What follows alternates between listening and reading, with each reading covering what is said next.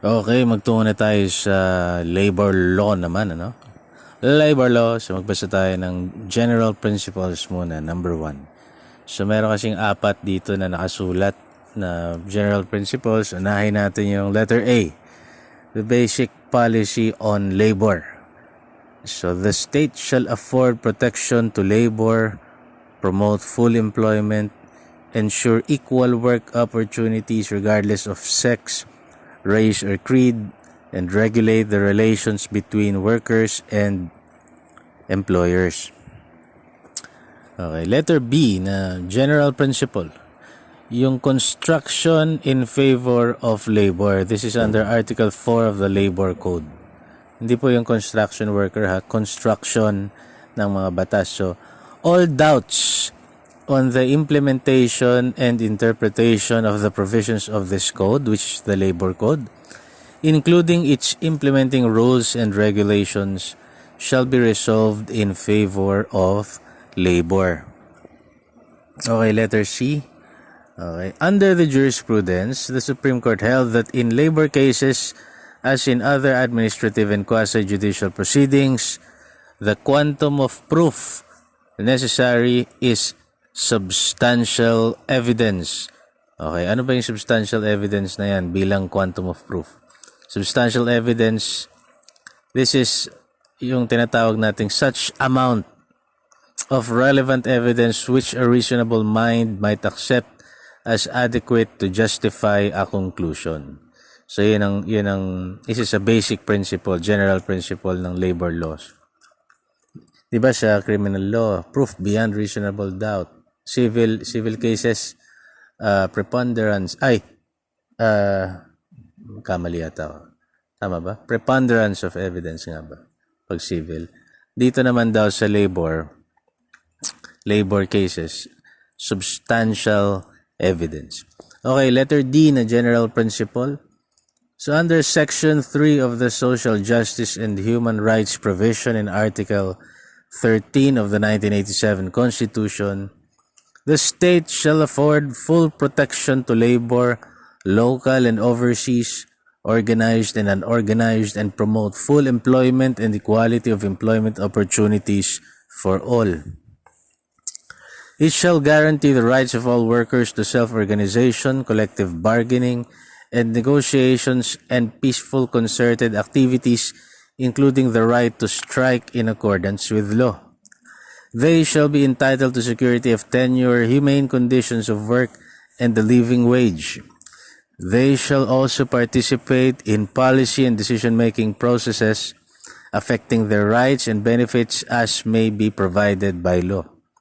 The state shall promote the principle of shared responsibility between workers and employers and the preferential use of voluntary modes in setting disputes, including conciliation, and shall enforce their mutual compliance therewith to foster industrial peace. The state shall regulate the relations between workers and employers, recognizing the right of labor to its just share in the fruits of production and the right of enterprises to reasonable returns to investments and to expansion and growth. Yan yung ating general principles on labor. Okay, magtungo na tayo sa second major topic natin, yung recruitment and placement of workers. Recruitment and placement of workers. Okay, so magbasa tayo ng ano-ano ba yung nakapaloob dun sa recruitment and placement of workers. Number 1, illegal first topic lang to, kaya nagbibilang, topic lang. Illegal recruitment. So any act of canvassing, enlisting, contracting, transporting, utilizing, hiring, or procuring workers and includes referrals, contract services, promising or advertising for employment locally or abroad, whether for profit or not, by non-licensees or non-holders of authority.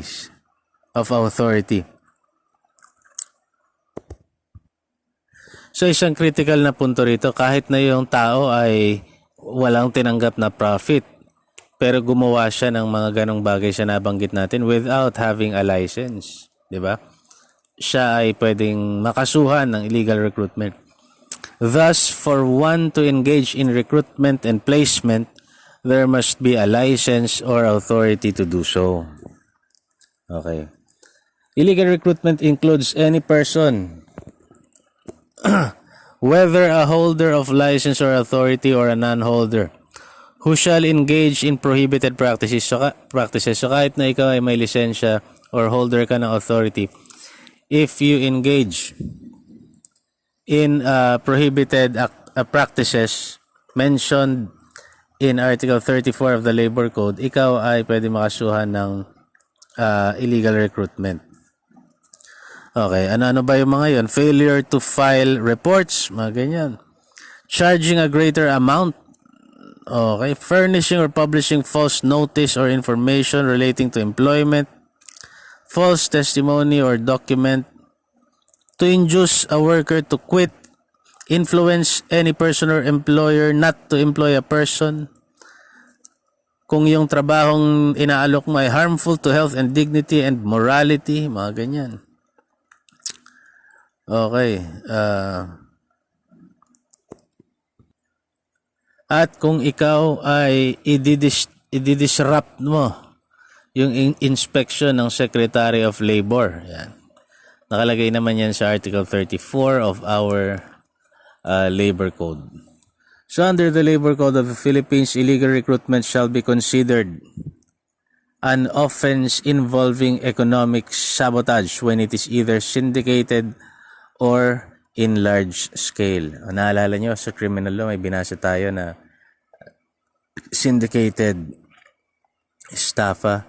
Sa labor laws naman, sa mga under the Labor Code, illegal recruitment shall be considered an offense involving economic sabotage kapag ito ay ginawa ng sindikato or in large scale. Kailan mo masasabing syndicated yung illegal recruitment?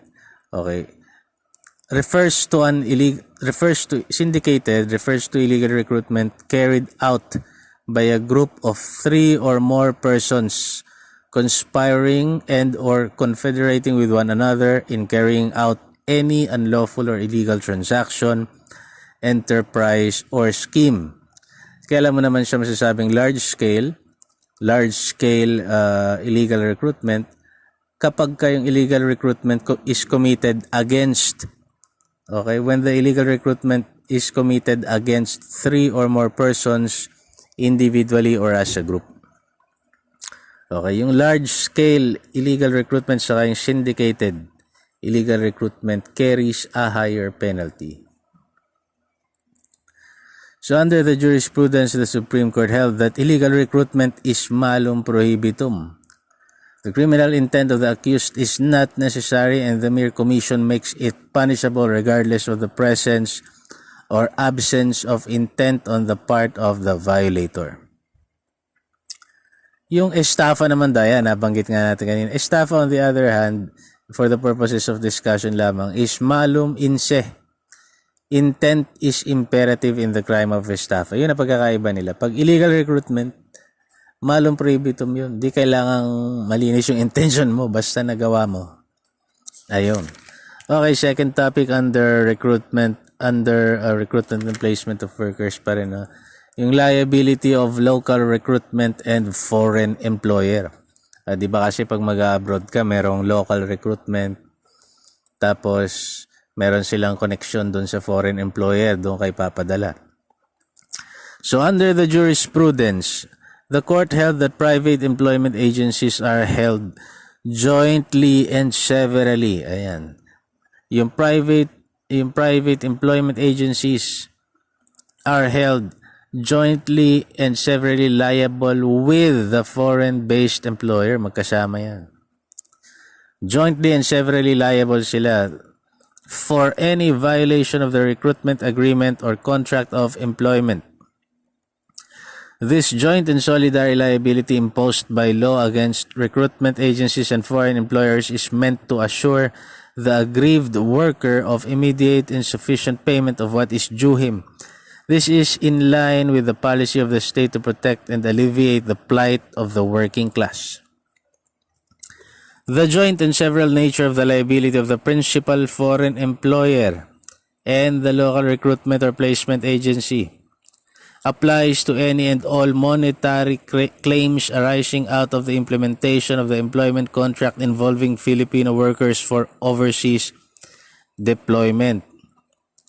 The joint and several obligation must be incorporated in the contract for overseas employment and shall be a condition precedent for each approval. So, kailangan specifically ilagay nila yung kanilang joint and several obligation.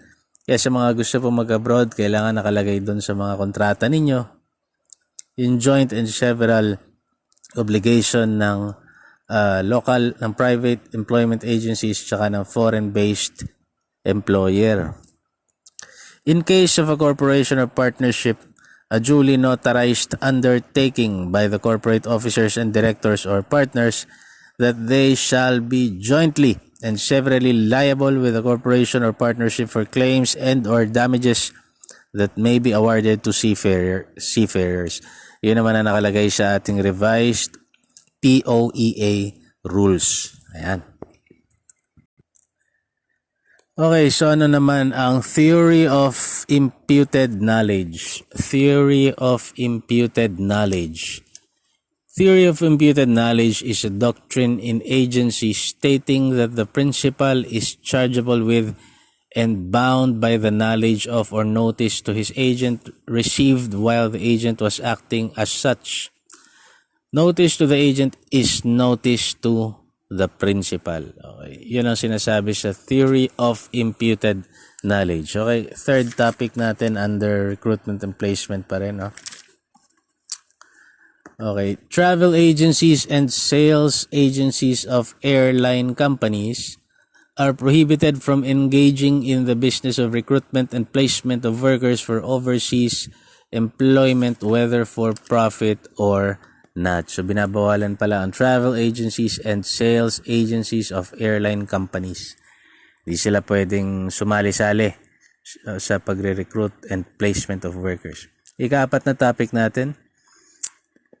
Under the Labor Code, the power to suspend or cancel any license or authority to recruit employees for overseas employment is vested upon the Secretary of Labor and Employment.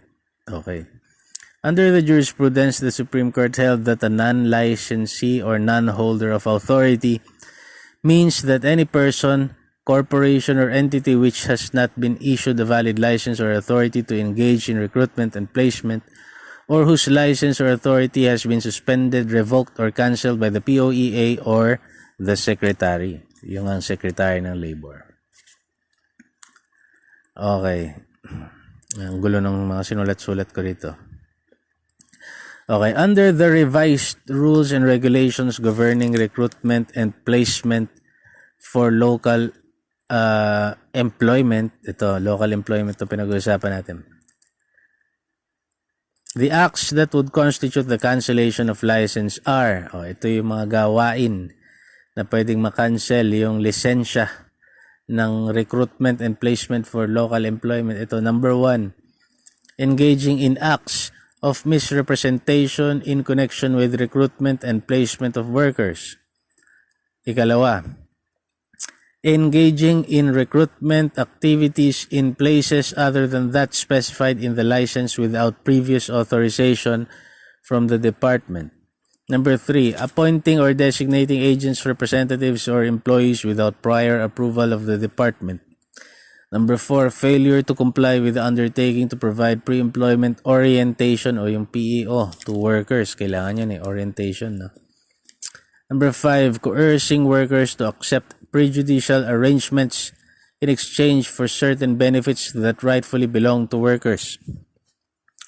Number 6, disregard of orders, notices, and other legal processes issued by the department. Number 7, failure to submit within the prescribed period the required reports related to local recruitment and placement. And number 8, violation of other pertinent provisions of the Labor Code and other pertinent laws and issuances. Less serious offense, yung mga nabanggit natin na yun, first offense, ito yung mga nabanggit natin yan. Ito yung mga less serious offenses, yung 8 na nabanggit natin. So, yung first offense, hindi naman cancellation agad. Suspension muna ng 2 to 6 months. Second offense, suspension ng 6 months to 1 year. Third offense, nitong mga nabanggit natin na yon, cancellation na yan. Okay. So, 1 to 8 na nabanggit natin, those are less serious offenses. Third offense, yun ang cancellation ng iyong lisensya. Ano naman yung mga serious offenses under the revised rules and regulations governing recruitment and placement for local employment? Ano naman to? Ilan ba sila? 11. Sige. Number 1, serious offenses. Number 1, recruitment and placement of workers in violation of anti-child labor laws. Number 2,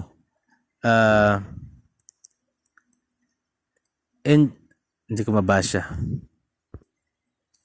Number 2, engaging in acts of misrepresentation for the purpose of securing a license or renewal thereof. Number 3, engaging in recruitment or placement of workers in jobs harmful to public health or morality or to the dignity of the Republic of the Philippines. Number 4, transferring, conveying, or assigning the license or authority to any person or entity other than the one in whose favor it was issued. Number 5, charging or accepting directly or indirectly any amount from the worker. Number 6, continuous operation despite suspended license or authority. Number 7, conviction for violation of any of the provisions of Anti-Trafficking in Persons Act. Number 8, obstructing or attempting to obstruct inspection by the Secretary, Regional Director, or their duly authorized representatives. Number 9, substituting contracts to be approved by the regional office to the prejudice of the worker. Number 10, inducing or attempting to induce an already employed worker to leave employment. And number 11, influencing or attempting to influence any person or entity not to employ a worker. Sigurado ako maraming nagaganap na ganyan. Serious offenses. Okay. Okay, fifth topic natin, under pa rin ng recruitment and placement of workers, termination of contract of migrant worker without just or valid cause. Oy. O sige, basahin natin to. Paano kaya to? So under the Migrant Workers Act as amended, in case of termination of overseas employment without just, valid, or authorized cause as defined by law or contract, or any unauthorized deductions from the migrant worker's salary, the worker shall be entitled to the full reimbursement of his placement fee and the deductions made with interest at 12% per annum plus his salaries for the unexpired portion of his employment contract, or for 3 months for every year of the unexpired term, whichever is less. In case of a final and executory judgment against a foreign employer or principal, it shall be automatically disqualified without further proceedings from participating in the Philippine Overseas Employment Program and from recruiting and hiring Filipino workers until and unless it fully satisfies the judgment award. Yan po ang sinasabi ng ating Migrant Workers Act. Kapag na-terminate yung kontrata ng isang migrant worker without just or valid cause. Okay, number 6, ban on direct hiring. Yan. So under the labor law, no employer may hire a Filipino worker for overseas employment except through the boards and entities authorized by the Secretary of Labor. Ano yung mga employers exempted from the ban on direct hiring? Number 1, yung members of the diplomatic corps. Number 2, international organizations. Number 3, heads of state and government officials with the rank of at least deputy minister. Or number 4, other employees as may be allowed by POEA such as yung letter A, those provided in 1, 2, 3 na nasabi natin ngayon, who bear lesser rank if endorsed by Philippine Overseas Labor Office. Letter B, employers of professionals and skilled workers with duly executed, verified, or authenticated contracts containing terms and conditions over and above the standards set by the POEA. And letter C, yung mga pwede pang i-allow daw ng POEA, those permanent residents of the host country who are hiring relatives or family members. Ayan. Okay, so lahat 'yun ay under ng ng recruitment and placement of workers. And yung last topic natin doon naman, ito naman ang pag-usapan natin, aliens naman. Aliens, okay. So under the labor law of the Philippines, foreigners or non-resident aliens are required to obtain an alien employment permit. So foreigners or non-resident aliens, kailangan nila mag-obtain ng alien employment permit prior to working in the Philippines. They are prohibited from transferring employment without prior approval from the DOLE secretary. No? An employment contract is void if there is no alien employment permit. Okay, yan. Diyan nagtatapos yung ating usapin sa recruitment and placement of workers. Second major topic natin yan. So, ang third major topic natin na babasahin ay labor standards.